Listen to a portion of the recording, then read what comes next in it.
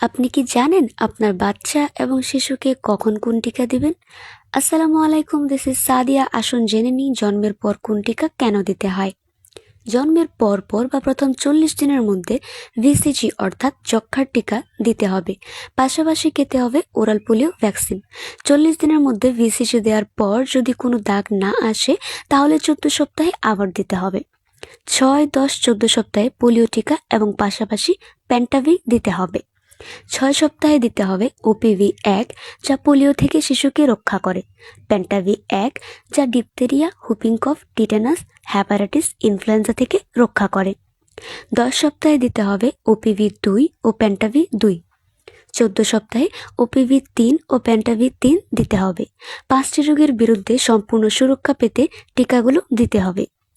9 মাস বয়সে MR অর্থাৎ measles and rubella vaccine দিতে হবে। এটি হাম ও রুবেলা থেকে রক্ষা করে। সব টিকা সঠিক সময় অনুযায়ী দিয়ে আপনার বাচ্চাকে সুস্থ রাখুন। ধন্যবাদ।